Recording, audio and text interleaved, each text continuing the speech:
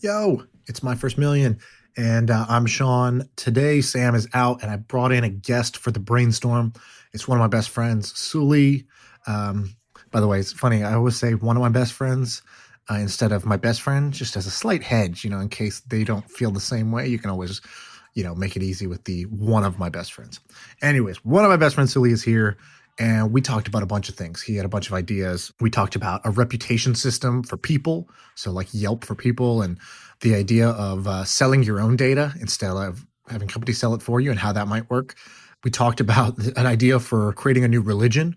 That was kind of a wild one. I don't know how people will feel about that, but I liked it. We talked about a bunch of fintech ideas. So things like owning assets with your friends, what the modern day timeshare might look like, co-living spaces, starting new banks, starting a competitor to Stripe and a framework around that, doing the opposite of what the big companies do. And we talked about pharmaceuticals. We talked about superhuman. We talked a little bit about, just stuff that's going on in his life.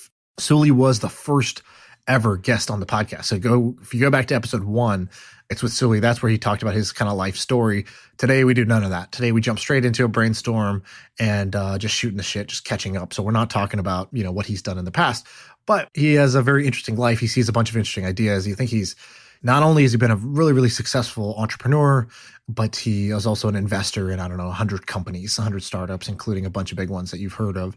So I asked him, fun questions like, look at your calendar and in the last 30 days, who was the most interesting person you met with or you had a meeting with on your calendar? Or if you had to make $1 million this year, how would you do it? And he talked about, some fun ideas like title insurance and stuff like that. Anyways, I won't give it all away. Hope you enjoy this episode. I think Suli has the potential to be a guest, kind of like Andrew Wilkinson, a returning guest who comes on every 2 months or so as a friend of the pod. But you guys let me know. You be the judge. You can say more Suli or that's enough, Suli. Either one. I won't take any offense. Let me know what you guys think. Feel free to tweet at me. And hope you enjoy this episode. Uh-huh.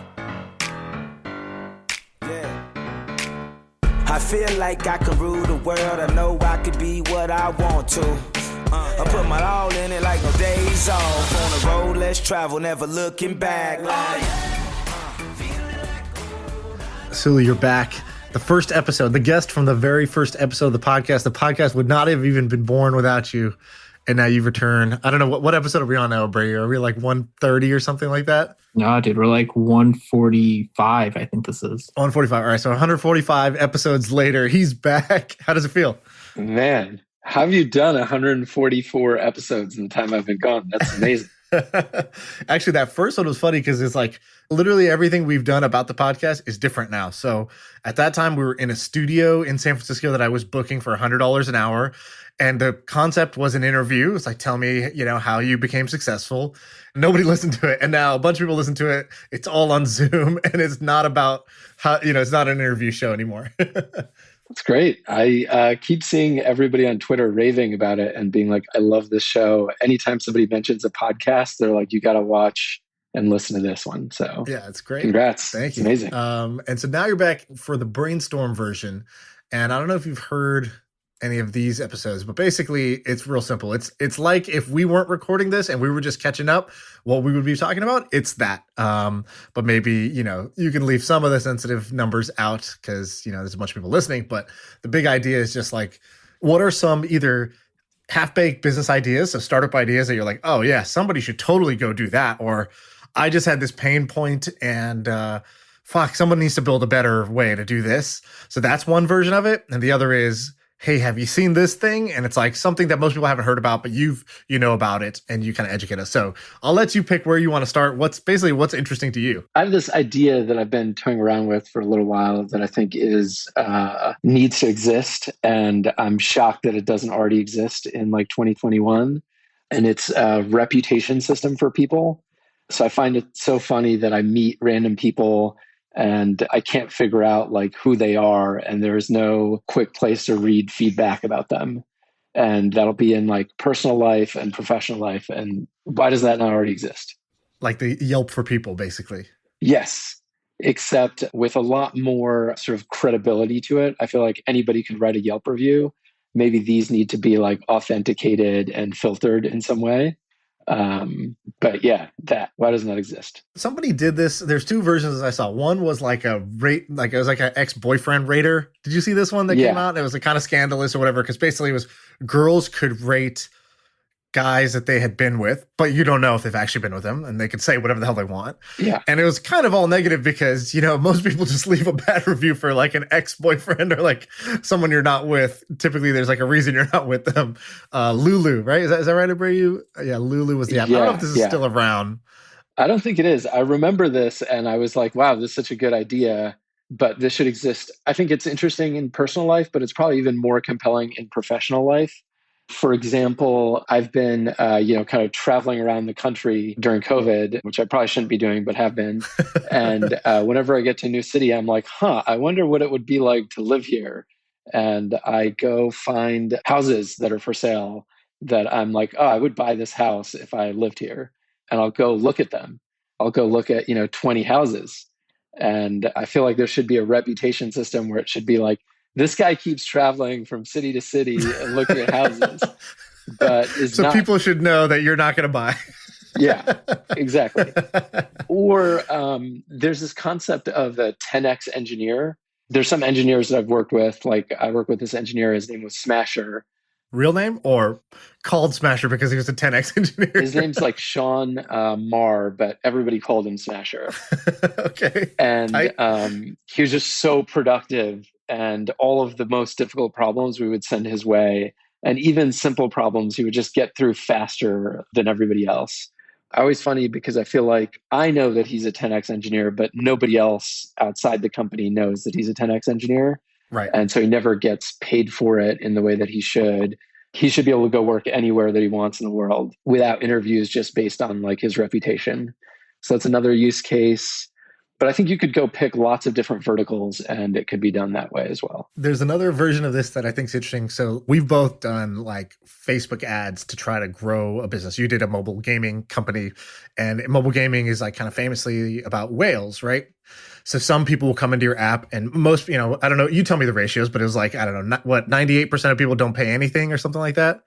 7% will pay. So 7% pay. And then even within that 7%, there's like whatever X percent that make up half your revenue or more, right? What like 50% of revenue will come from the top 25.25%. Right, exactly. So those 0.25% are so much more valuable. And so it made me think, like as somebody who has a business, it's like, okay, who's got the tracking of who these whales are? Like, I think Facebook knows who the whales are. Maybe some of the ad networks know who the whales are. I'm not sure. But then I was thinking, so like everybody, this is a thought I had yesterday. I was like, here's a really bad idea because I think it's against the way all the trends are going. Like Signal is like the number one app in the App Store because people are like want privacy from WhatsApp. So it's like everything is about privacy, my data, like security, safety. I don't trust my neighbor. They might have COVID. Like everything is like about isolating and privacy. And this is a different idea, which is like, could you just sell your data? Like, shouldn't I just be able to sell my data on the open market? So basically, should there be a service where I can just voluntarily divulge everything about me? I could basically say, hey, I've connected my credit card statement to the service, and they've deemed me worth $50 a month. So I'm going to make $50 a month. I kind of know my data's out there anyways, but I'll take an incoming maybe $100 a month. I don't know what I could get for it, but I'll tell you what I like to buy, how much I spend, what percentage of my wallet I spend on food versus this versus that. And like, if you're a food delivery company, you should pay 100 times your normal cost of customer acquisition for me because I order so much goddamn DoorDash. And so like, I wonder if you could let people basically create a public facing wallet or data store where you can basically sell your data voluntarily, like giving blood at a blood bank or selling, going to a sperm bank and giving out your sperm. Like, why can't you do that with your data? I think the other thing that would do is it would like catalyze new connections that don't happen because this data doesn't exist anywhere. So if I put like all this information up about me, I always get like random inbound from people that don't know anything about me. It'd be amazing to, for example, wealth managers. I feel like they're constantly reaching out to people, to the wrong people, and just spamming people, and they have no real information. And I think if they had access to good data, they would actually be able to be like, hey, here's a specific concrete thing that you could do differently. that would make you more money. Right. And the other thing is, forget even just getting paid $50, $100 a month. Maybe it's not worth it for my data. But here's the better thing that could happen. So Ben, who's my business partner in different things, Ben, he used to work at FanDuel. So it's like, oh, what'd you do at FanDuel? One of the big things he did at FanDuel was they had these whales who would be the big bettors that would play daily fantasy, and they would make, again, same sort of thing. 1% of the population would make up for like half or more of the revenue. And so he would go and wine and dine them, or it's like, hey, these guys are in New York. Here's tickets, floor seats at the Knicks game or whatever, because they knew they needed to keep them happy. Well, same sort of thing. Like there should be brands that are like rolling out the red carpet for my wife right now because she's a big spender on like this random collection of things that like this random categories, and the brands in that category should be treating her like a VIP. So maybe the value is not even in the get a small monthly VIG for publishing my data, but maybe the brands who really want a spender like me in this category, like I would not be the one for home goods. Maybe for me, it's sports betting. They should know that, hey, Sean, we saw the data. We would love to fly you out to go do this thing, to have this VIP experience because we know you're valuable based on this real reputation that's public in some way. This is what makes Facebook so valuable. Like this specific thing is the fact that they have all this data about this person all of a sudden is shopping for home goods. And so they are able to sell that customer to, IKEA or Restoration Hardware, whatever. I mean, I think it's super valuable. And I think a sort of open network of this data would be amazing. Okay, here's a slightly different thing, but it's on the same topic of reputation. This is not even a business idea, but I just want to know your opinion on this. All right, so I've been accused, I've been tagged as somebody who is looser with my moral and ethics than most people, especially most people who do podcasts or put stuff out there, right? Because I'll be like we got a lot of heat because we had Ty Lopez come on. Is that even his name? It sounds like a fake name, but I think that's his name. Ty Lopez came on the podcast, and he's like, some people are like, this guy's a scam artist. Other people are like, this guy's my hero. Definitely a lot of people who listen to this podcast were like, that guy's a scammer. He's the scammy YouTube guy.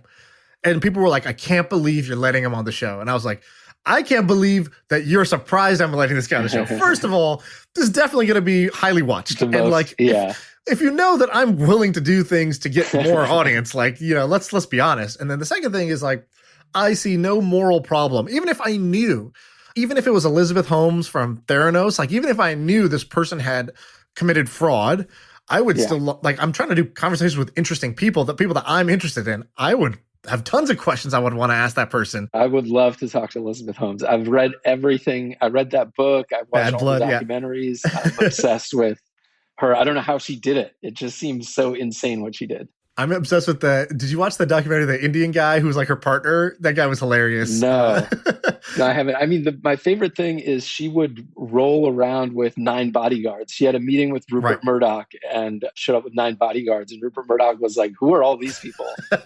Right. He's like, Steve Jobs, I'm worth $70 billion. What is this? Yeah.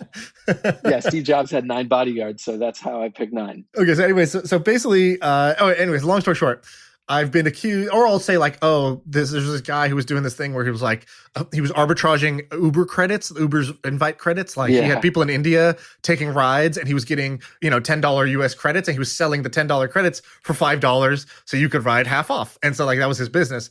Some people were like, oh my God, why are you guys highlighting this? I'm like, I think that's a clever business. That's not illegal. And, even if it was illegal, I'd still want to talk to somebody who did something interesting. That doesn't mean I condone it, but whatever. Anyways. My question is actually a little bit different. My question is... By the way, that reminds me of this one thing, which is somebody pitched me Jewel in like the seed round. Yeah. And I was like, wow, I think this is going to be a great business, but I want nothing to do with this based on like moral grounds. Yeah, like I think I would have invested in Jewel. Yeah, it sounds like you would have. You would have made a lot of money. And also I think, whatever. I won't even defend it. Yeah, I probably would have invested because I probably would have made a lot of money. So the question I'm going to ask you is a little bit different. Over the last few weeks, I've randomly met with a bunch of people who have, I'd say 3 or 4 different people, which is a lot, who've had like some kind of scandal or controversy, like if you Google their name type of thing, and different things. One was like a Me Too movement person who like kind of like had to resign from a very high profile position because something happened. Another one was like involved in the underground of Bitcoin and the Silk Road, whatever. I met these people and I find them interesting and I have to talk to them. Most of the time I don't even know. They bring it up in the conversation. They're like, yeah, and I'm happy to talk more about that thing. And I'm like, what are you talking about? They're like, well, if you Google me, there's some stuff I'm like, oh, I didn't Google you, but okay, tell me more.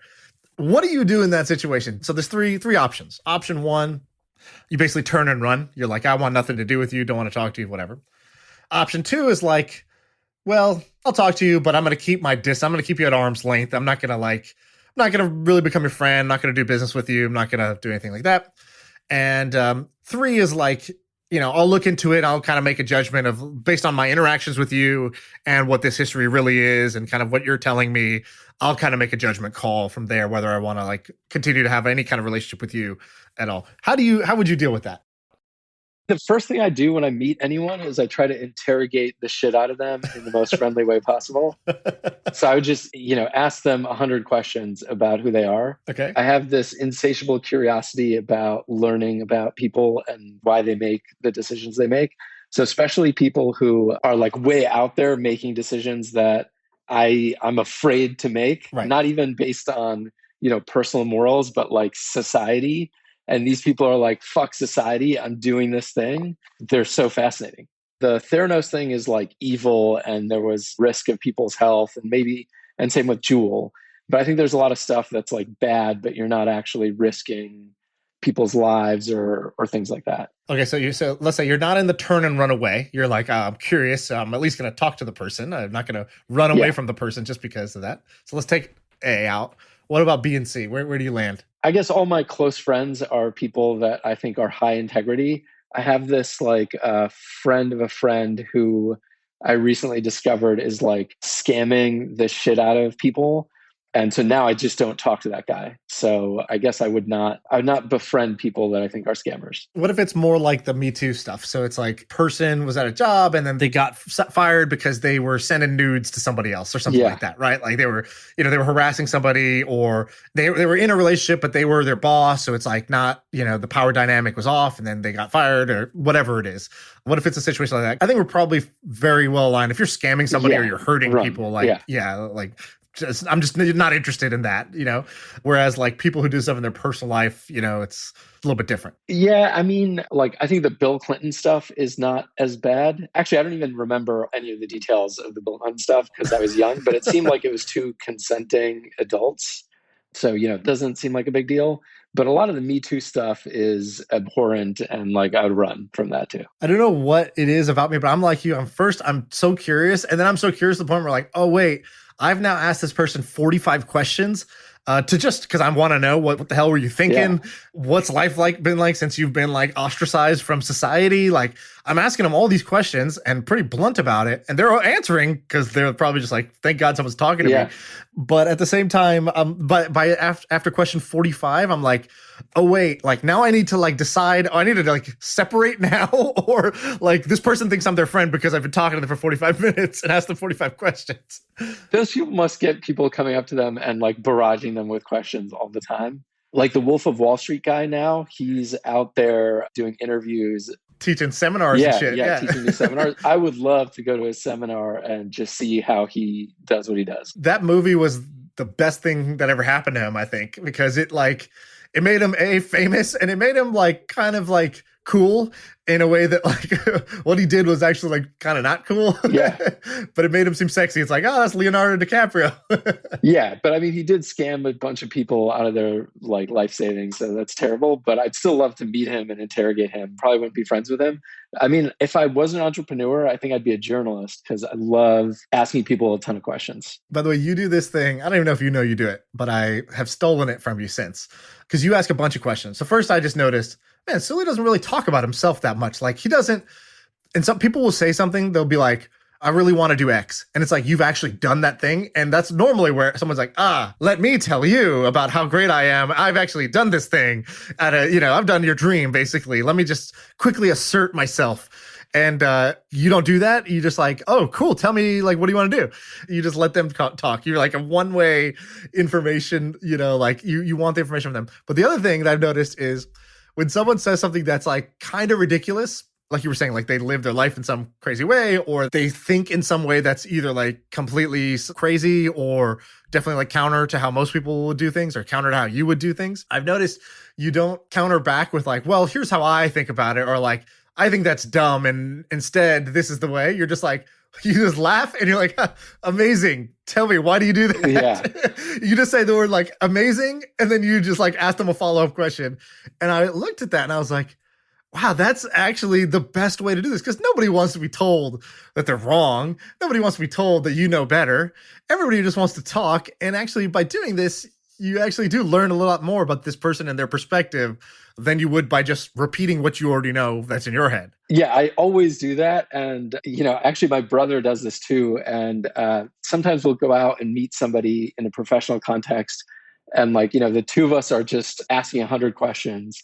What's funny is at the end, it's so rare for the other person to ask 100 questions back and to be like, great, now it's my turn. I have 100 questions to ask you. How did you do this? Why did you do that? Like, nobody asks 100 questions. I feel like they should. I'm just waiting for them to ask it. It's not that it's like a one-way street.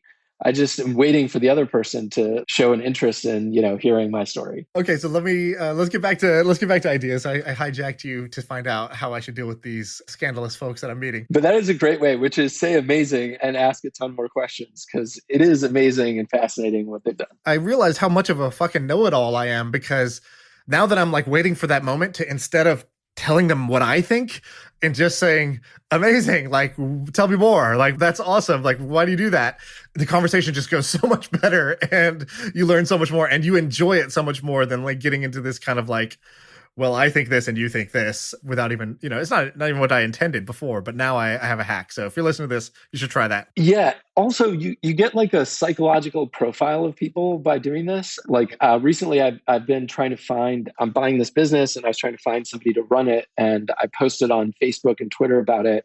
And all these people contacted me. Why is nobody replying to that? I feel like you put out the best call to action. It's like, hey, I have a business. I'm looking for someone who's smart, but you don't need to be a genius to run this thing. Clear path for you to become a millionaire. You just have to kind of like work at it and I'll help you. And I think that coming from you, that's like you're Willy Wonka and you're like, here's a golden ticket. You don't even need to eat the chocolate bar. Like, here's just the golden ticket. And I saw there was like 6 comments on the thing. And I was like, what the fuck is going on? Like, that's insane to me. I asked for DMs, so a ton of people DM me. So I did get a decent number. Okay, maybe okay. That makes more sense. Yeah, 200 people that like replied to that. And what's funny is somebody replied that's like a friend of a friend. And because I've interrogated them and asked them 100 questions, I already have this like psychological profile Right. of this person. And I was like, oh yeah, you're actually a good fit. So I'm going to like zoom in on you and try to make this work with you type thing. Let's talk about some other kind of like ideas, spaces, problems that you find interesting that you think people should be working on, or stuff you find interesting. What else you got? The other thing I think is interesting is kind of like a reputation system, but trying to catalyze connections.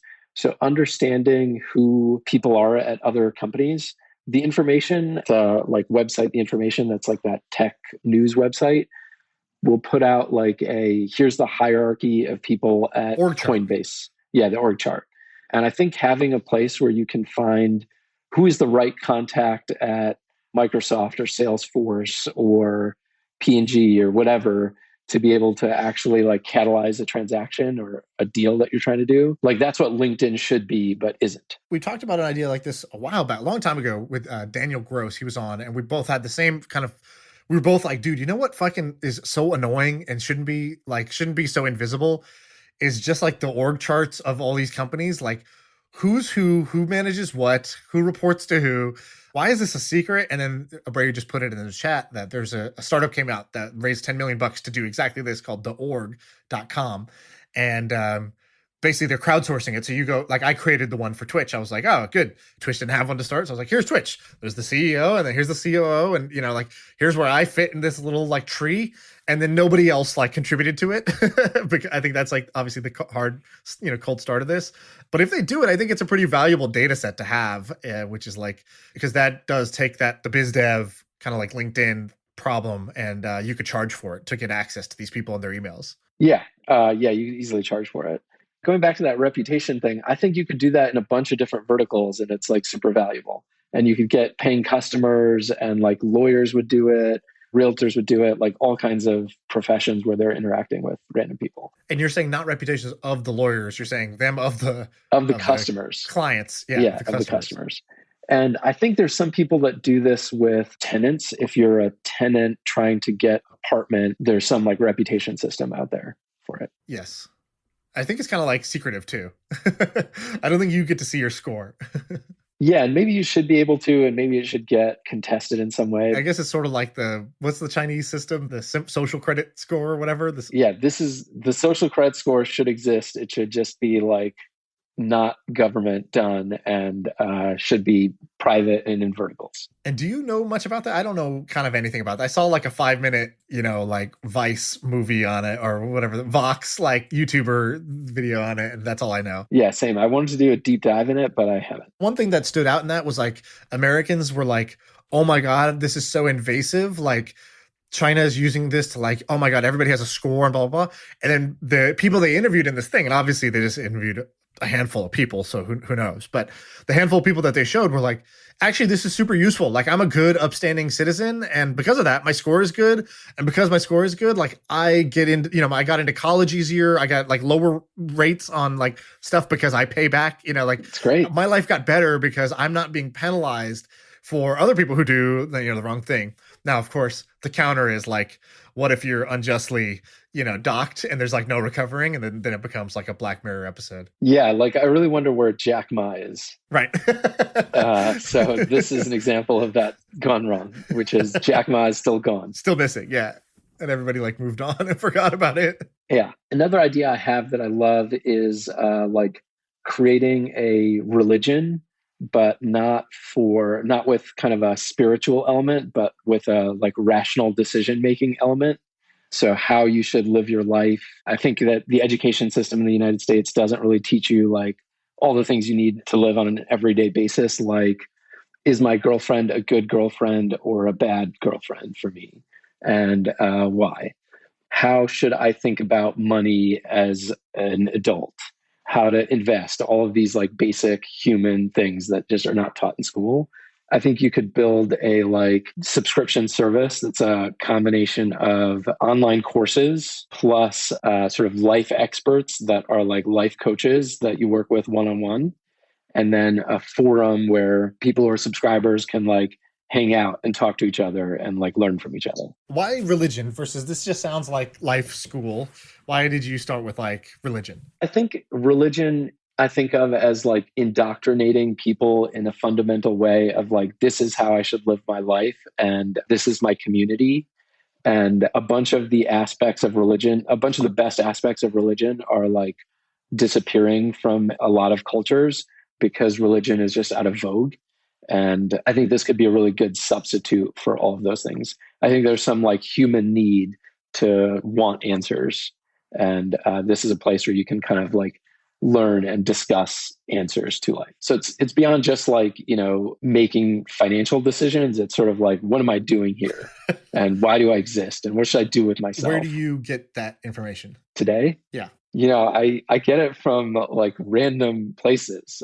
Like I get it from my parents, my siblings, the Wall Street Journal, books, places like that. And is there one kind of like, what's the closest? So I think so different people have put out their life philosophies on each of these individual subjects. So I don't know which one you want to subscribe to, but like, for example, I think that Naval got really popular in the last few years for putting out stuff that's like, here's my belief around wealth. Like he has this tweet storm, like how to get rich without getting lucky. I think that thing's been viewed close to 10 million times now.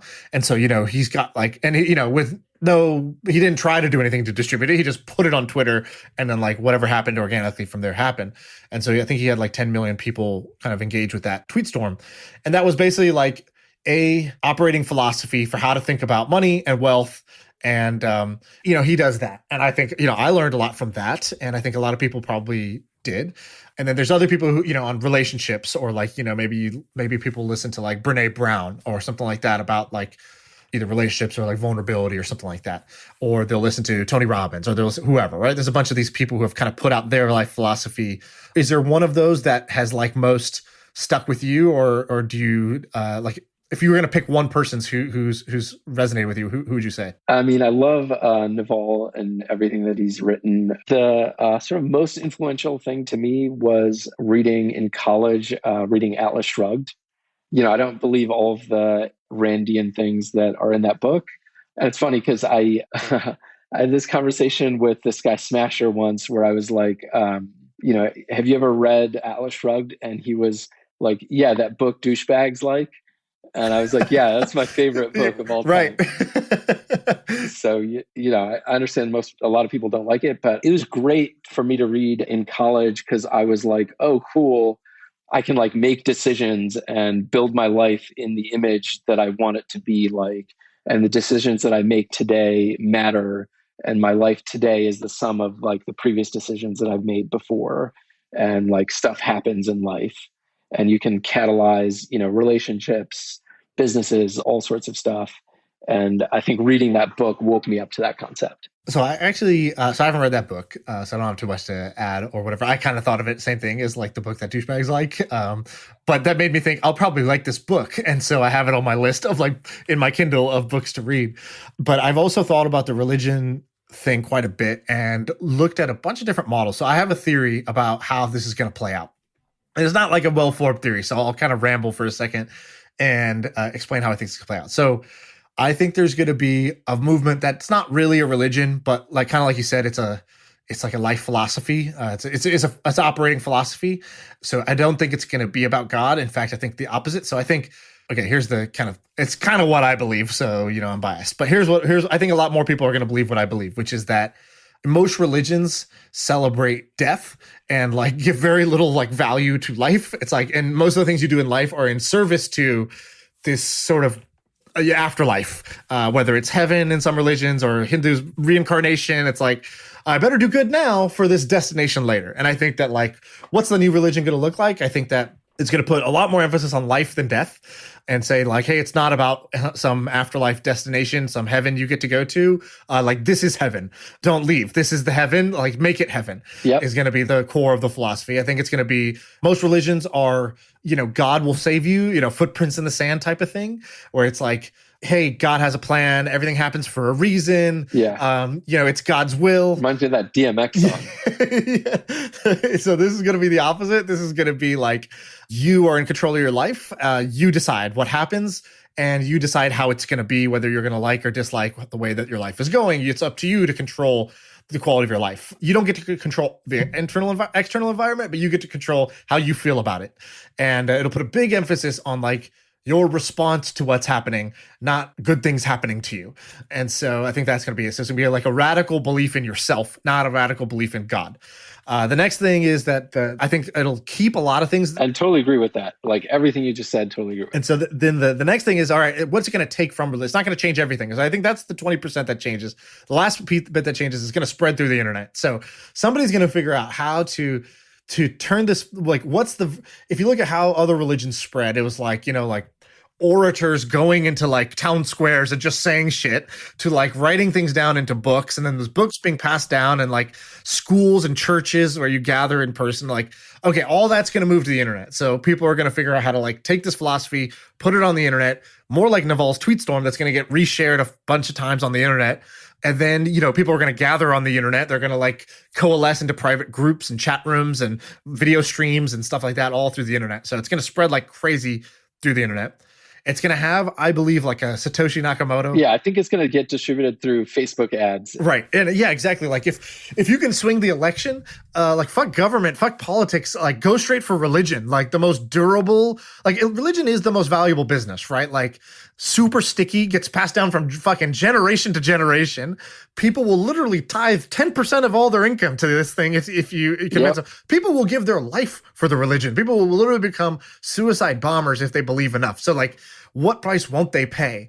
So religion really is the most valuable business. So they're going to take like whatever the business models are and whatever the distribution channels are, and somebody's going to say, hey, this is worth it. I'm going to put my philosophy out there into the world, and I'm going to go get Koch brothers money behind me, basically. I'm going to put $100 million, $200 million, $300 million behind getting this thing to spread, because this is worth, billions of dollars, or if not, even if not the dollars, like I just believe that this is the way that life is and should be, and I'm going to spread it.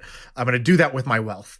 The other thing is I think it's going to have a pseudonymous founder. Like I think it's going to have a Satoshi Nakamoto founder, because any human, that's the beauty of God and Jesus is like, you can't point at them and say, look at them. They're not perfect. They're not great. They can't get torn down. So you need it to be an idea, a figurehead, but the figurehead has to be sort of fake and anonymous. The last thing is I think that it's going to come with its sort of own currency. And that's why I think that Bitcoin has kind of a good shot at catalyzing this in some way. So I think that it's going to have its own little economy that people use to basically I think the way that people store value in Bitcoin, they're going to store value in some asset that's like their pledge to the cause, basically. And the more people that pledge, the more valuable your asset gets. So you get sort of paid to be a believer, an early believer, and that all the people who believe in this religion will accept this as their barter gold. Anyway, that's kind of the out there part of the idea. Oh, really? Currency? That's a wild idea. I think all those will come into what's, this new religion that's going to come out or is going to form. And it'll be open source, just like crypto, where you can fork it, great, and you can make your own radical branches of this.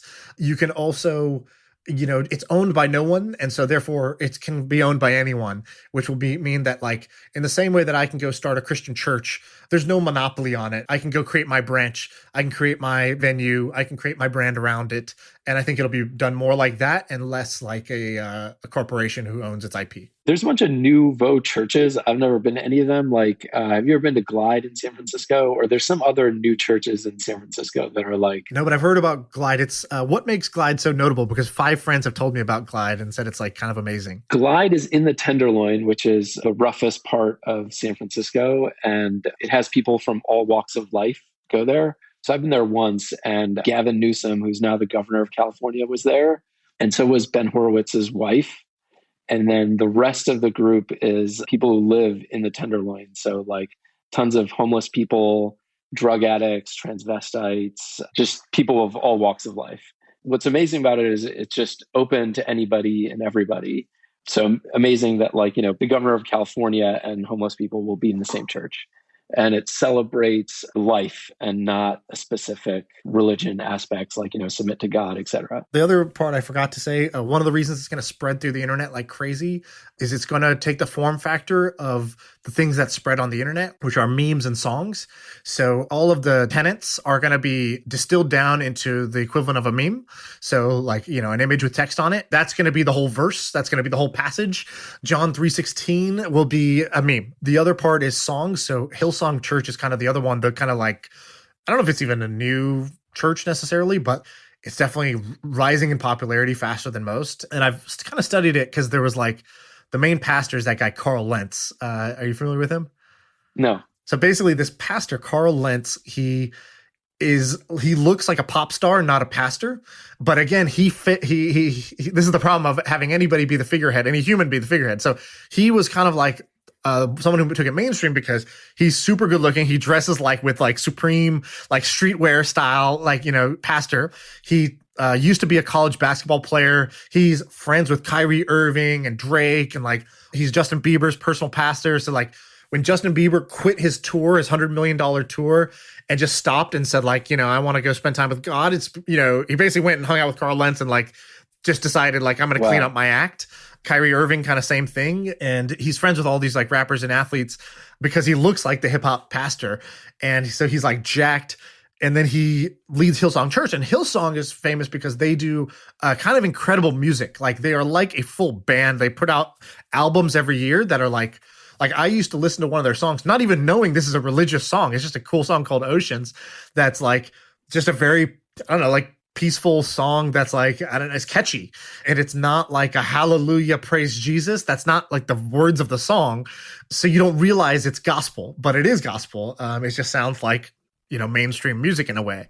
And so I think that whoever does this is going to take a page out of the Hillsong playbook, and they're going to convert all their kind of the things they do when they gather and the mantras into catchy music you'll listen to because you like it. It'll be shared through Spotify and YouTube and all these other huge platforms. And then the ideas will be captured, and it has to be simple enough where it's captured in a meme. Now, it won't look like a tacky meme probably, but it will be the same idea. So that's the rest of my religion thesis. Yeah, the people who I think could do this today is actually Calm. Like the Calm app has the attention of people and could like do this. They're already kind of an anti-religion. Like, oh, look, this is clearly good for the soul without me telling you what to believe in this, like these deities, Yeah, exactly. And it has all these people who are like turning to it for answers, and it's got like the same soothing voice that a lot of religion will have. So it feels like that's a place where something like this could start. Okay, I like that idea a lot, and maybe I should go do that. That sounds fun. Yeah, I keep thinking I should do that, and nothing else matters in life except like working on some version of that idea, because I think it would be like transformational.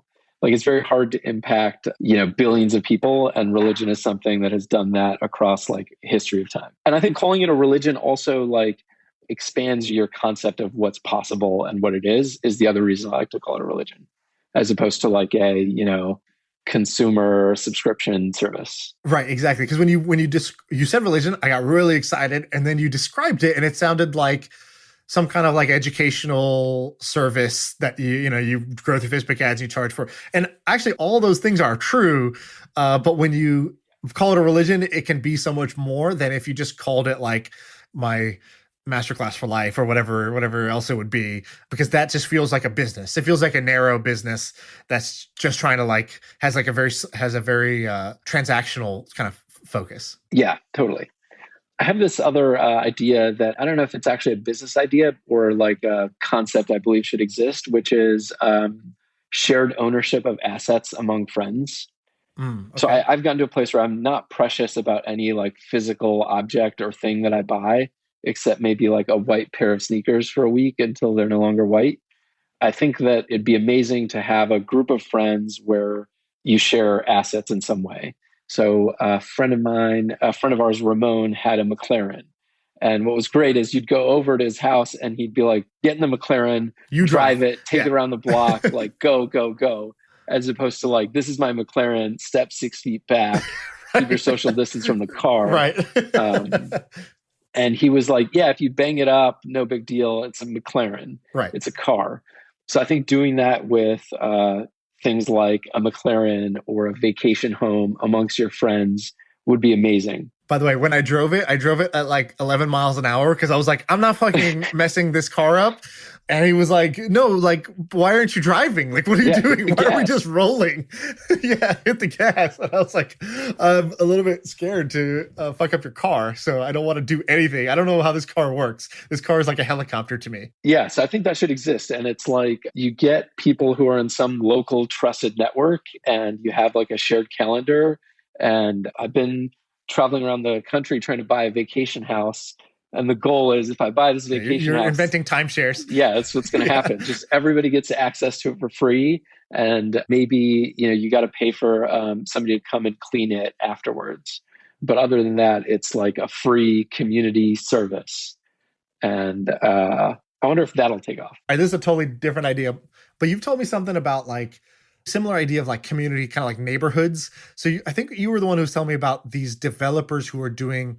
Explain this idea. You know what I'm talking about. Yeah. So there's a couple of developers in Florida who are building communities with housing development communities hyper targeted at people of a specific culture or faith or something like that. So I think there's a bunch of Indian communities in Florida where somebody built 500 homes and everybody who moves into the home, generally speaking, it's going to be a bunch of Indian people who are living there. And then they have like Indian culture inside that community. And I think the clubhouse has like a temple in it. And they provide food that's like Indian food 3 times a day that you can sign up for as a subscription meal service. It's like instead of the country club, it's like food that my parents or your parents would actually want to go eat. And when they get there, they kind of feel like they can just talk to other people because there are other people just like them, for the most part. They don't feel like hey, this should be standoffish. It's like, no, we're meant to get to know each other. That was the premise of this community to start with. Yeah, it's like master plan versions of like Chinatown or Koreatown or whatever it is. And yeah, I think that would make so much sense. And there should be developers that build it. And that's the sort of thing where people are going to say, I want to be in that neighborhood and I'll pay whatever it takes to be in that neighborhood, even if it's more expensive than other neighborhoods. You remember that guy Jeff I introduced you to, Vishal's friend? We went out to dinner. We were talking about a bunch of startup ideas at the time. He's working on something new. Has he told you about it? No. Okay, it's kind of cool, and it's in this vein, so I'll bring it up here. And by the way, Jeff is like a really funny character. Like, can you give people like the 2 or 3 interesting things about him so they have like a picture in their mind of who this guy is? Because part of the appeal of the story is just how unique of a character he is and how unique of a character Vishal is too. He's like a robot and is really focused on being successful. So I met somebody who was like a Google engineer and lived in a van in a parking lot. And he was like, I do this because it only costs me $300 a month to live and I get to keep all the rest of the money. And I think this is the sort of stuff Jeff would do. Right. So Jeff used to spend $3 a week on food. And I was like, how's that possible? And he was like, well, I work at Uber. They provide, like a lunch and kind of dinner service, and they have snacks. So that's breakfast. So he's like, I get breakfast, lunch, and dinner from there. And there's always like leftovers. So I take it home. So that's my like at home food. And he's like, I live on my own. I live walking distance away, so I don't even use the Uber credits that they give me because I'll have to pay tax or something. Like I just walk to work. I walk back to my apartment. The only expense I have is rent. And then on Sundays, I walk to Costco, which is like, by the way, 30 minutes away from where he lives. He walks to Costco and he goes in, and you don't have to have a membership to go to the snack bar. So he walks past the other side, past the door greeters to the snack place and gets a $3 chicken bake. $1.50 hot dog. Yeah, he gets a chicken bake, and then he's like, that's my treat for myself every week. And that's how I live. And he makes he makes great money as an engineer at Uber. And I was like, why the fuck are you doing this? Because he's kind of a robot who is singularly obsessed with success. Yeah, it's amazing because he got a girlfriend, and the girlfriend was like blowing his mind in terms of what she required and asked of him. Of like, we got to go out to dinner in a restaurant and you got to pay for it. And he was just like, why? That seems so unnecessary. We went and did a Spartan race, which is like a 13-mile, like adventure race. And at the end, we went to Chick-fil-A because we were all starving after the adventure race. And he had grabbed like 12 protein bars from the race that they were giving away afterwards. And was like, oh, no. This is out of my budget. I'm not doing Chick-fil-A. I need to I'll just eat these protein bars. And he ate 10 protein bars instead, which I found amazing. So he was really disciplined in that way. So anyways, he totally changed. So I talked to him. I was like, what are you up to? Like, are you still just like focused on being a billionaire, or like, what are you up to? And so he was like, he was like, actually, I really wanted to like kind of mix it up in life. He's like, so I found this thing that this guy was doing called Together Casa. And so if you go to together.casa, you can see it. And basically this guy was like, hey, I want to get together a bunch of entrepreneurial people. We're going to rent an Airbnb for 3 months. And it's just like these kind of like these getaways where you stay in a house for 4 to 12 weeks. And different houses have different terms. It's not invite only, but it's like you apply to get in. So we make sure that your housemates are people who are like-minded. They're trying, it might be one house that's like people who are trying to make it in Hollywood, or people who are trying to make it in the music industry, people who are, just really adventurous and love the outdoors only. In his case, it was like engineers who are hackers who want to build kind of like, cool things. And so he went and he lived in a house with other kind of like engineers who wanted to build cool things. And they, got to wake up and surf every morning and then like whatever. And they did this thing. They all became best friends. And, it's like this version of the real world without the cameras. And I thought it was kind of an incredible idea, this like Together Casa thing. And on the surface, it just sounds like, oh, that's just like vacation rentals, right? Like, what's the big deal? I actually think it's like kind of a sign of something that could be much more, which is, I think this could like replace college if you do it right. A lot of people try to replace college by putting the courses online, but of course the courses are not why we go to college, right? And there's 2 other major things. One is like the diploma, which is like this insurance policy in society, and then the other is like going and getting to meet a bunch of other 20-something-year-olds, get hopped up, do crazy things, and like having that like campus experience, a dorm experience is like a big part of it. And so I think this is great because it kind of extends it. You can do this when you're 25. You can do this when you're 35. You can do this whenever you want. So you can have that kind of like social fun, immersive experience with other people who are kind of in the same phase of life, same life outlook as you. And I think that's kind of amazing. And so what do you think of this idea? I love it. And I think it's totally different than vacation rentals because it's something that you would like just go elect to do it. And almost the destination doesn't matter. It's the people that matter. Exactly. And it's a great way to, especially if you're having like an identity crisis, like I have every 24 or 36 months, where you're like, I was really born to be a comedian. You can be like, oh, great. I want to be a comedian. I'm going to go to this together casa of comedians and we're going to like mind meld. And that kind of mind melding is something you can't get anywhere else. You can't get anywhere else. And it's the most effective thing. Like I remember when I was trying to be great at poker, right? Like I was 20, 21 years old. I was playing a fuck ton of poker online and I was living in the forums every day on 2+2 forums, trying to get better. And that's one way to get better was like going in there and reading and like watching videos, buying books. But the best players, they all did the same thing. They all got a house. They moved in together. They would grind all day. And then at night they would shoot the shit with each other, but they would kind of be swapping stories and tactics. And then they would help each other out where one guy would kind of like, if one guy's on tilt, the other guy knows, hey, I've been there. I was there yesterday. So I'll help you not tilt. Let's go through the hand history together. So all the best poker players, they became the best because they were going and living in these poker houses all summer. And then they would go back to school or go back wherever afterwards. And then the best ones just said, fuck it, I'm doing this year round. Like there is no better way to get better and make like great friends doing this. Yeah, I love it. And it's something that happens organically. Like even the Queen's Gambit, they have like a chess together casa just organically and try to get better at chess in that way. There's so much friction to doing this in the real world. Like I'd love to go to Together Casa stand-up comedians. I feel like in a month I'll know if I like actually want to be a stand-up comedian and have any talent or should shut the fuck up and not ever consider that dream again. Right. Go back to basic bitch casa and like realize that it's not for you. I'm with you. I think that's true. So it's not just about making friends, not just about getting better, but like there's an element of like this is the best way to figure out if these are the people you like and if that's who you are. It's like a way to dabble at high speed, which is kind of what college should do. Like I remember when I graduated, I took the MCATs, I was ready to go to med school, and I realized like I don't know shit about what is being a doctor. Like, I took all these biology and chemistry and physics classes, but like that's not what being a doctor is. And so then I went for a 2-week span and I just shadowed a doctor. I pulled a favor from a family friend. I was like, hey, you're a surgeon. I want to just know what it's like before I commit 8 years to going to med school. Like, can you just let me follow you around? He did. And within 2 weeks, I was like, oh, this is cool. I can do this, but it's not for me. Like, this is not what I thought. I don't want to go to school for 8 years with this being the motivating endpoint. Like, I can't do that. Whereas business, I entered a business plan competition and got to fake being an entrepreneur. And I was like, this is amazing. I want to go do this for the rest of my life. And those were just lucky bounces that I even got to do that. How many people didn't get those, like, get that shot? And now they're in a job that like is not for them, because they never got to dabble. Yeah. And it's funny because I had a job at Microsoft. And the thing that made me quit was I looked at the people who'd been there 7 years and I was like, wow, I don't want my life to be like this. And so I immediately left and was like, I got to go find another path.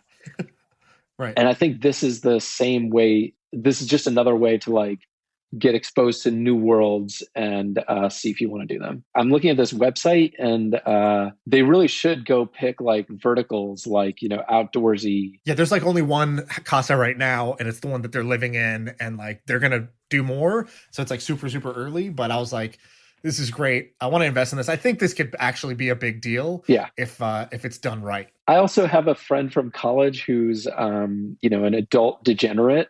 He's just like, I'm an adult degenerate. I don't have any adult degenerate friends because all my friends are now married or have jobs. Responsible. Yeah. Wants to be an adult degenerate. There should be a Together Casa for adult degenerates. Like they love each other. Yeah. If there's not a swinger casa, then like, this site did not try.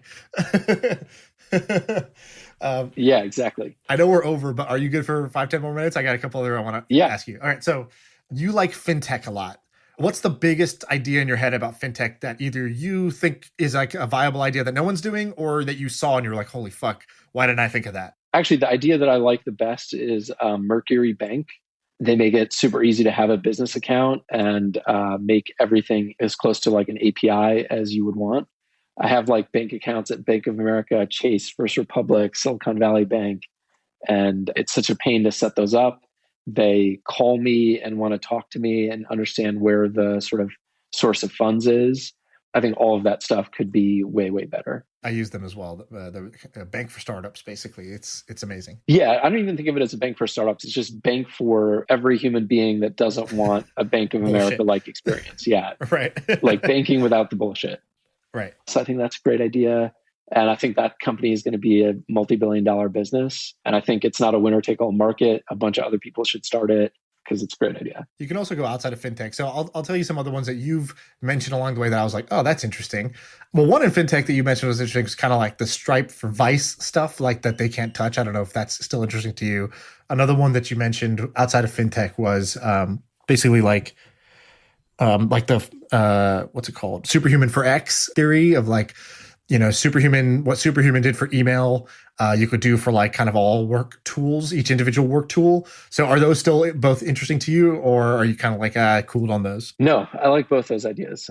Stripe for Vice, I think, is super compelling. If you look at the Stripe terms of service, they're like, we will, support credit cards except for in all of these scenarios. Like if you're doing marijuana or multi-level marketing or all kinds of things that are forbidden that have like high charge rates, like illicit content.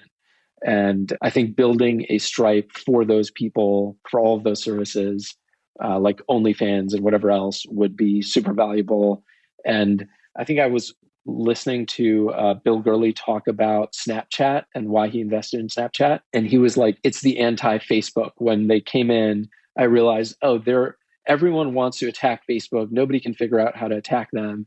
Their problem is that their content lives forever, and these guys are doing fully public. Yeah. They are basically taking what's Facebook's strength of photographs that you can go look back on years from now, and turning that on its head by making content that you want to disappear.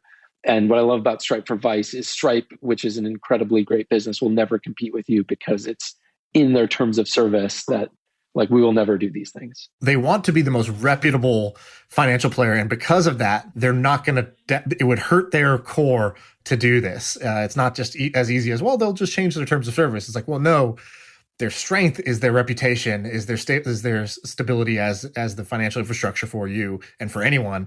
So they're not going to try this. Yeah. And then the Superhuman for X idea is... By the way, I talked to the owner of OnlyFans, and it's the same thing with OnlyFans. It's like, this is something Instagram will never do, something Snapchat will never do. They all have to be, a certain type of company for Wall Street now and for their employees. Like, so what we could do is we could say, great, people want to share photos and videos, and those guys are going to fight to the death for this type of photos and videos, and they won't ever be willing to touch this. Great. It means we are never going to get attacked by them. We'll only get attacked by smaller people trying to do what we do, which is a beautiful position to be in social. Yeah, it's a great way to think of what is a viable concept, is think of what is something that the existing company like LinkedIn or Their Twitter strength, would never do because it's just anti their identity, yes. But would, and go do that. The idea of Superhuman for X, so Superhuman is an email client. In order to use it, you can't just go sign up and start using it. You have to actually have somebody from Superhuman walk you through the process of using it, because it's so complicated that you'd never be able to use it organically yourself. And the whole premise is, people used to make software for anyone of any walk of life to be able to start and use easily within 5 minutes. And now people are spending 5 hours a day inside Superhuman or inside an email client. So they need tools that are much more sophisticated, that people who are only spending 5-10 minutes a day in that software wouldn't ever use. Superhuman is a great example of this, by the way, which is that Gmail, which is trying to be the email for everybody, will never build the email for the 0.1% of power users who are willing to pay $50 a month for their email inbox.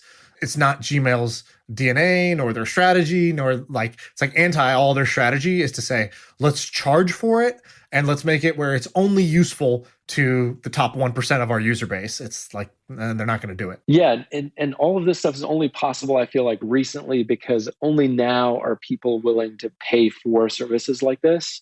And also enterprises are willing to pay for software like this. So I think Superhuman is going to be a multi-billion-dollar business, because they'll go to companies like Salesforce and sign up all the Salesforce employees to be able to go use Superhuman. And that's just something that you couldn't do with this kind of software like 10, 15 years ago. Give me one more. What's a space you're really interested in right now that you want, if you could spend some more time going down that rabbit hole, or you're meeting a bunch of interesting people in that space, what spaces are standing out to you? Pharmaceuticals, I think pharmaceuticals are today, companies like Pfizer kind of do two things. One is research and development, and the other is marketing. What if you could kind of decouple those things? So somebody else is doing the research and development, but you're building the consumer brand and consumer experience to go do that thing. So there's a bunch of companies like Curology that do it for acne, or Hims that does it for balding and things like that. But I think that there'll be a next generation of companies that are doing it for deep medical problems that are life-threatening, like diabetes and cholesterol and blood pressure.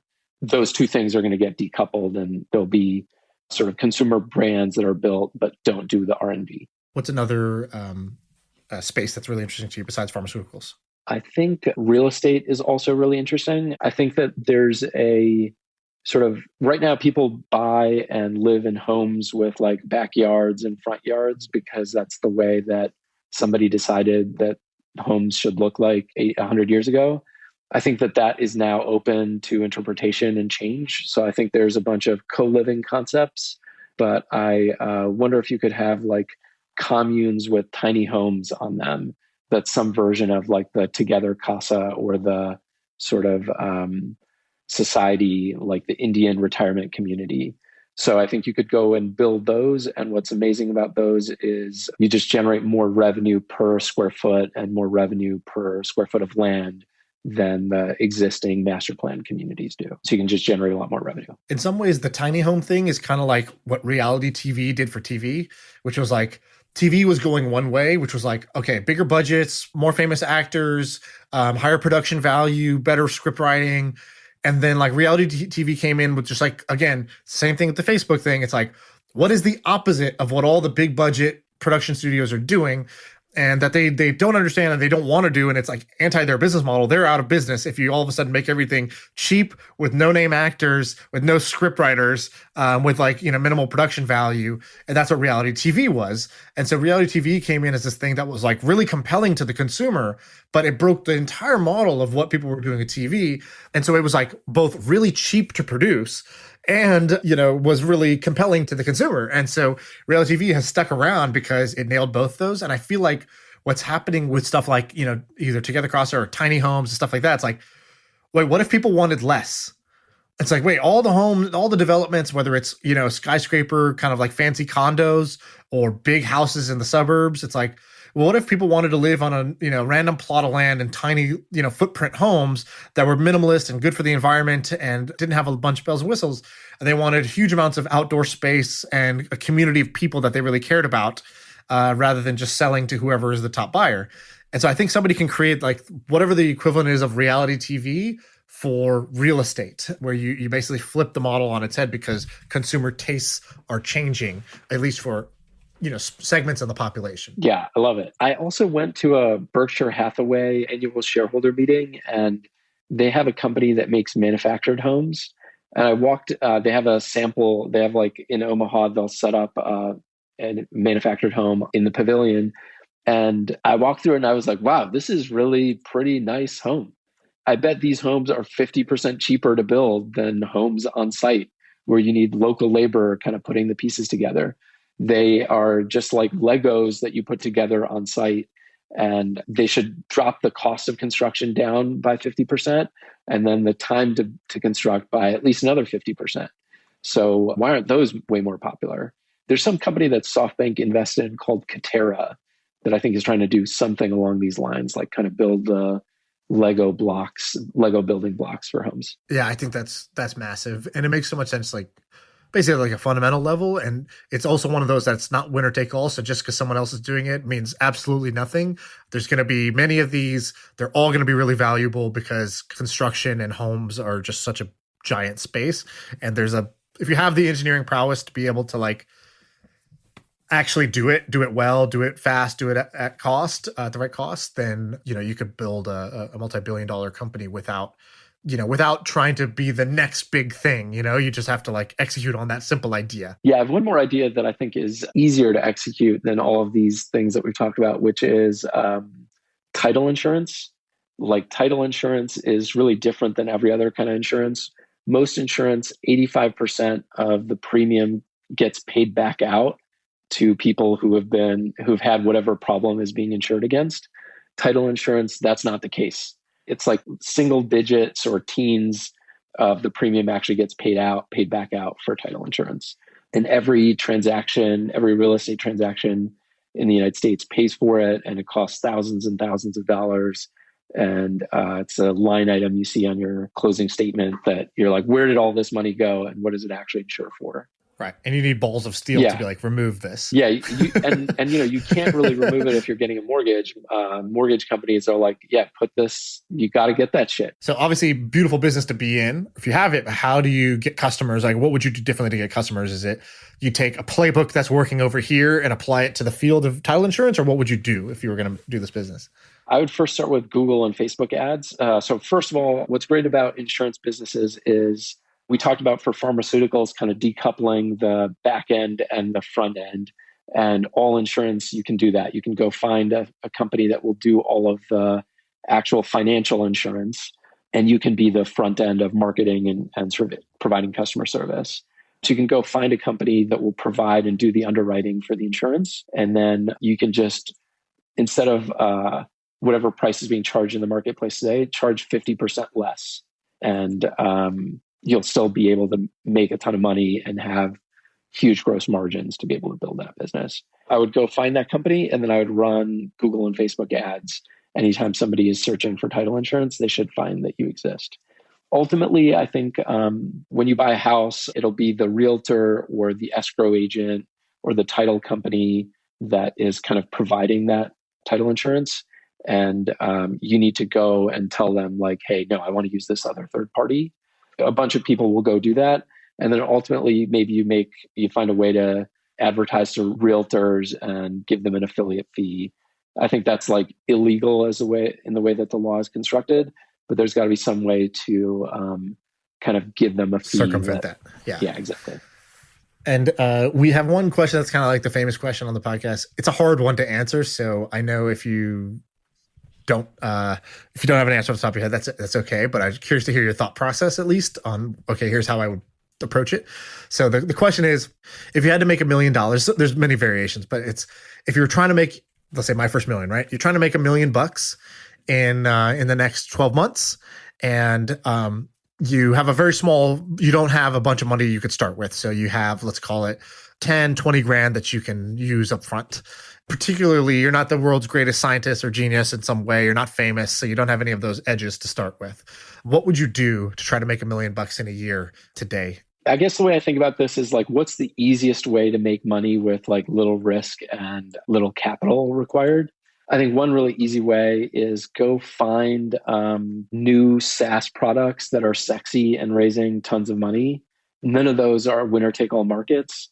Go find something like Intercom or Zendesk or Main Street and be like, great, I'm going to go do this. And maybe for some of those services, you could go and do it in a sort of without any technology, just like human capital. So for example, there's a company called Main Street. And what it does is make it really easy for you to get R&D tax credits if you're a company that employs people.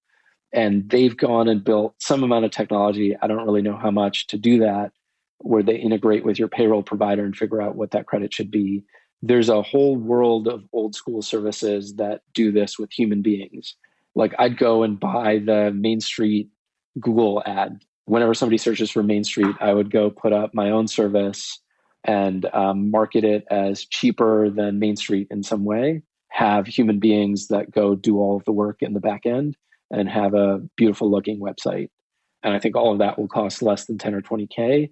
And in a year, you'll have hundreds of thousands of dollars of ARR, and that'll be worth millions of dollars. If you look at your calendar for the last month, tell me about the most interesting person or meeting you had in the last 30 days. I had a call with this fund called BVF. It's based in San Francisco. What they do is they go invest in publicly traded biotech companies that are working on building a drug or they've got a pipeline of drugs. These guys will go do research on the drug and be actually, let me take a step back. One of my favorite movies is called The Big Short. And in it, there are these two guys who are young and have a small amount of capital, small bankroll. And they're like, we keep trying to find opportunities where the downside is low, but the upside is really high if, something happens. These guys do it by shorting mortgage CDOs. The same concept, I think, applies really well to drugs and the drug pipelines, where if something works, that drug ends up being worth 10x or 100x more valuable than it is today. And at each incremental step of progress, the probability that it's going to work increases, and that gets reflected in the stock price. So what BVF does is they'll go do a bunch of research in the actual science of drugs and say, okay, these 10 companies are ones that we believe actually have a good drug pipeline. That drug pipeline is kind of undervalued compared to what it will be like in 24 months. So they'll take a position in that company. They'll often hold that holding for 3 to 5 years, and that drug will make progress through the drug pipeline. And they beat the S&P they constantly beat the S&P through this level of work that they do. Last year, they were up 71%. The year before, they were up 66%. Those are their two best years in kind of that history. That's a concept that makes so much sense and should exist. It's a really small team of 18 people that go manage this $3 or $4 billion doing this. That just blew me away as a way to make money. That's great. These are the stories that people love. And I like that you said that one, because to me, I'm like, oh, Suli, if I had heard about them, I'd be like, oh, Suli, you got to meet these guys. You're going to love them, because I think you love that just makes sense businesses like that, where it's like, oh yeah, that makes sense. You're the people to do this, and you're fishing where not everyone else is looking. And all three of those they all sound obvious, but they're less common than you'd think. There's a lot of ideas that don't make sense. They require multiple miracles and hurdles to be achieved. Everybody's fishing in those same ponds, or the person behind it isn't the type of person you need to make that type of company successful. Yeah, increasingly when I'm making investments in things like this, I'm looking for people who are the top 1% in a very specific and narrow field. And they've got a decade of specialization in that thing. So BVF is a great example. This guy that we follow on Twitter, Moses Kagan, he has 6 neighborhoods in Los Angeles. And he's like, I only buy real estate in these 6 neighborhoods. I only buy 4 to 8 plexes. And I have this very specific way of adding value to, each property that I buy. And so he's just a very specific expert in what he's doing. And in order to compete with him, you have to learn 10 specific things and be narrowly focused on something for a decade. So I constantly now try to do that.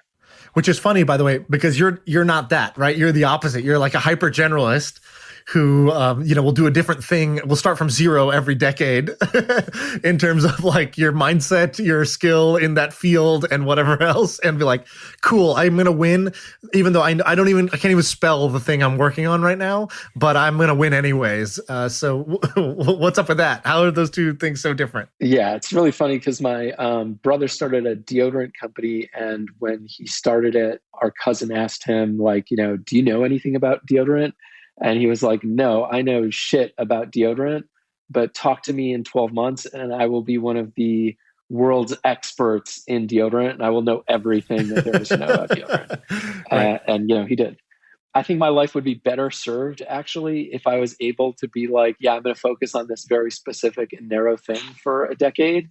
I'd become the top 1% in that thing in the world.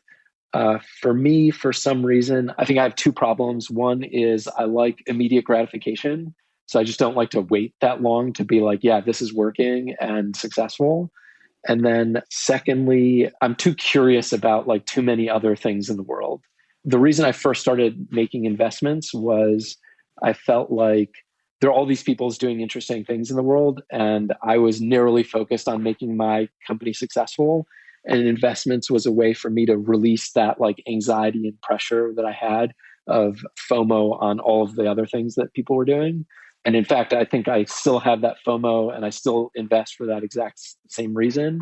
But now I really look for these like 1% experts, decade invested, very narrow, specific scope of expertise. I did this last week, so I won't go into the details of it, but we have the segment we usually call Billy of the Week. It's like, it's a kind of like, who's the billionaire? What's their story? How'd they do it? What makes them interesting? And last week I did it. It's not on a billionaire, but it was on this woman who like basically pioneered the technique that's needed for this COVID vaccine. I don't know if you've heard her story, but it's insane. You should go look her up. I forgot how you say her name. It's like Carolyn or Catalin, whatever. I don't know. She's a Hungarian scientist. Basically, the short story is like, 30 years ago, she was like, oh my God, this mRNA technique is really interesting. And Catalin Carrico, that's her name.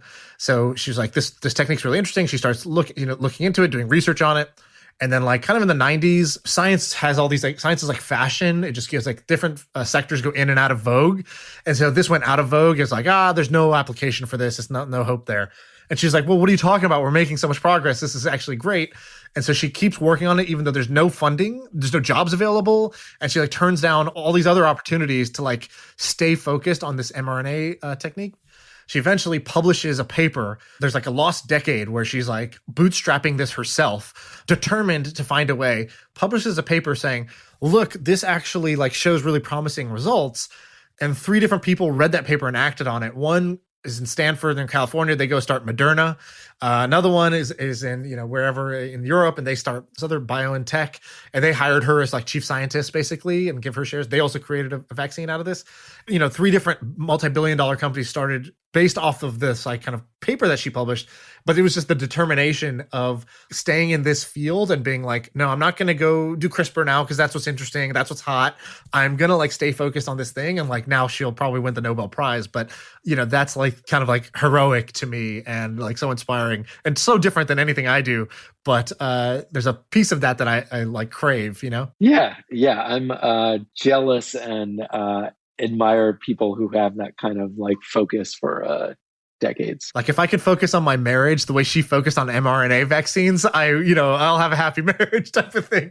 To focus on anything for that long and have the conviction in the face of all of your peers, all of the funding goes away and you stick with it. Like that's amazing to me. Yeah, that's insane. One of the other things that I find funny about life now is, so I've been an entrepreneur for maybe 13, 14 years now. And so I've got a bunch of friends who are similar, who've been doing entrepreneurship for a decade. All of them are rich and successful now. All of them started businesses that failed and had real pain, especially at the beginning and all along the way. So I really believe that entrepreneurship is one of those things where if you stick at it for a decade, you will succeed. I don't know if you're going to be rich in year 9 or 7 or 2 or 1, but by year 10, I believe that you're going to be rich if you actually stick with it with that same level of focus that she has on mRNA. Naval has this quote that's very similar. He goes, like entrepreneurial efforts fail, but entrepreneurs don't fail in the long run. Like when you stick with it for 10 years, eventually you hit. He's like, this is what I've seen in Silicon Valley is many entrepreneurial efforts, even by great entrepreneurs, fail.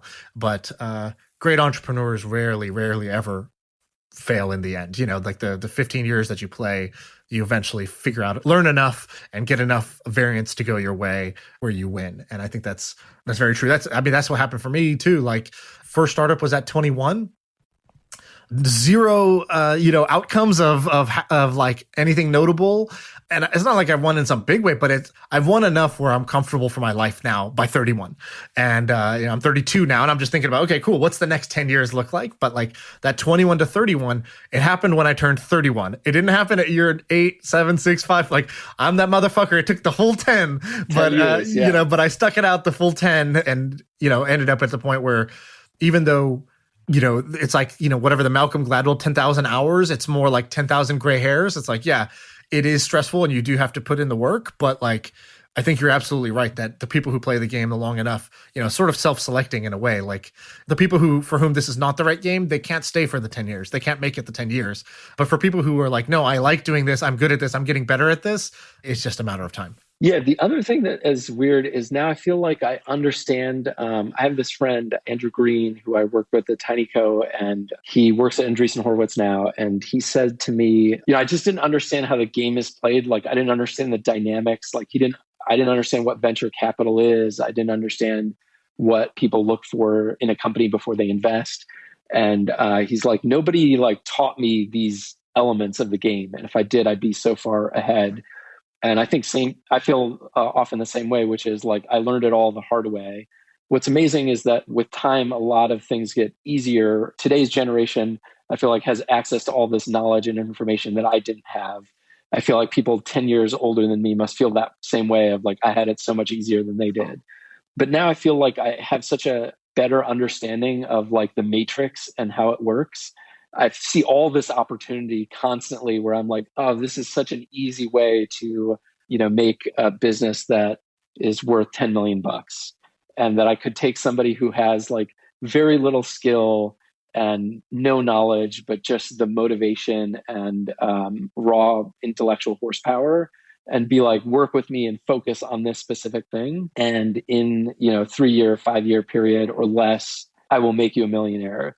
And I feel like I could do that with, 10 or 20 people today based on random ideas that I have. Yeah, I see other people doing this too, like Keith Roboy. He like did this with Open Door at a, much bigger scale than what I'm talking about. But I think that's such a really, like, as you like learn over time as an entrepreneur, you just connect dots and you connect dots that the rest of the world hasn't connected.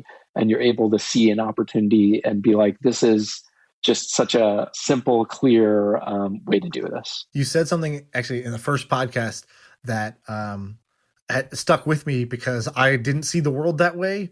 Not like I saw the opposite. I just never heard anyone say something like that. And it kind of stood out to me. And then ever since then, I was like, okay, I'm going to choose to see the world that way too, which is you go at the beginning. I didn't know what the fuck I was doing. I was like blind, just running, banging my head into the walls. I don't know what you're saying, but you're like, today I just see opportunities everywhere. Like my ears are overflowing with opportunities. And I remember thinking like, what does he mean by that? Like, he's right. There actually is just a million different ways to win, like different winning solutions that you could go to, which is like so different than where I was before. Even like last 3 years when I was like just trying to make my own fucking company work and it wasn't working and I was just trying to make it work. And at the time the world felt like, is there even one way to make this work? Is there even one winning solution? Because it's not working for me and I don't see it, And then when you hear somebody say the exact opposite, which is like, oh my God, I'm limited by time and how many hands I have on my body. Like, there are so many different ways to win. I could be winning over there, winning over here. And it wasn't even in an arrogant way. I think you genuinely believed that. Like, it wasn't you saying I'm great, therefore I can win. It was, oh my God, there are just so many opportunities. Where do I go? And when I heard that, I was like, I'm going to be that guy. I'm going to be the guy who sees a million opportunities wherever I go. And like literally so much has changed. Like if I map out, it took me 10 years to make my first million and then 6 months to make the next million. And then, more, like it's been basically just getting faster and faster since then because, part of it is the mind. Part of it is like you accumulate some knowledge and you accumulate a network and things like that. But a big part of it is just literally believing that there are so many ways to make a bunch of money and be successful and have a great time. And if you look at the world that way, you'll start to see them everywhere. I really believe that because that's what happened to me after you said it. And I started to be like, that's now my philosophy too. It's not even true yet, but I'm going to say it until it's true. Yeah, it's great. I remember my brother was a lawyer and some friend of his became a partner or somebody he knew became a partner at some law firm. And he was like, wow, this person is now going to start making, $3 million a year because they're a partner and they're going to, just do this for the rest of their life until they retire. And he was just like, mind blown and was like, wow, can you believe that? And I was like, yeah, that's amazing that they're going to do that. But they've kind of capped out in terms of what they're going to be able to make per year because this is the profession they're in. They're going to kind of keep doing this thing.